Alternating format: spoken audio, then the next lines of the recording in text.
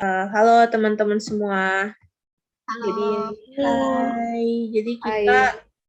bakal diskusi nih tentang proses kremasi di agama-agama, khususnya di agama Indonesia. Kalian udah pada baca-baca tadi dari referensinya? Aku udah. Udah. Aku sudah. Udah. Oh, oke. Kalau gitu mulai aja ya. Kalau tadi aku ada baca tentang Kristen kan.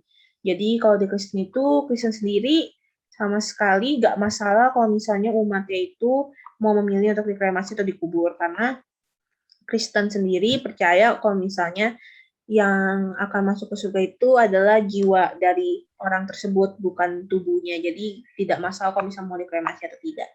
Kalau kamu gimana juga tadi pas baca? Hmm, Kalau dalam Islam itu nggak ada sama sekali tentang pembahasan kremasi. Karena kalau dalam Islam, orang yang meninggal itu harus langsung dimandikan, kemudian dikuburkan dalam waktu 24 jam. Itu aja sih. Soalnya Oh, dalam Islam itu mayat bakal ada di dalam kubur sampai hari kiamat. oh begitu. Berarti Oh gitu. beda ya. Gimana Nat kalau kamu? Kalau dari aku sih, orang yang meninggal itu kan kalau di agama Hindu harus diwajibin untuk kremasi. Soalnya kan menurut agama Hindu tuh badan manusia itu kan terdiri dari dua, itu badan halus sama badan kasar. Nah, jadi waktu badan kasarnya dikremasi, badan halusnya itu bakal ke alam lain itu kayak ke alam dewa. Nah, selain itu adanya kremasi itu juga kan menggunakan api. Nah, api ini juga berkaitan sama dewa api sehingga sering disebut dengan adanya kremasi itu maka jenazah yang dikremasi itu akan mengalami penyucian diri untuk memudahkan menuju moksa. Tetapi beda untuk orang yang belum bisa mencapai moksa, maka dia akan bereinkarnasi lagi untuk menyelesaikan dosa-dosanya yang belum selesai. Gitu. Oh, berarti kalau di Hindu sendiri diwajibkan untuk kremasi ya? Iya. Kalau dari Marcella gimana nih ya?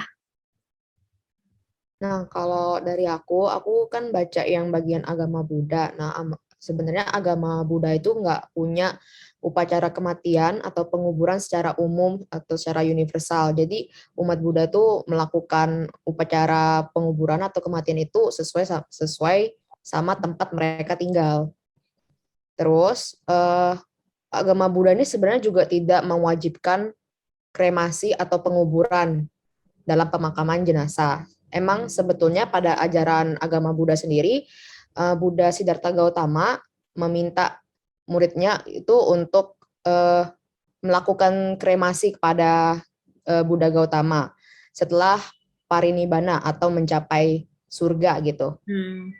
Nah, tetapi sebagian besar orang awam memang mikirnya kayak kremasi itu merupakan ritual kematian agama Buddha atau umat Buddha gitu.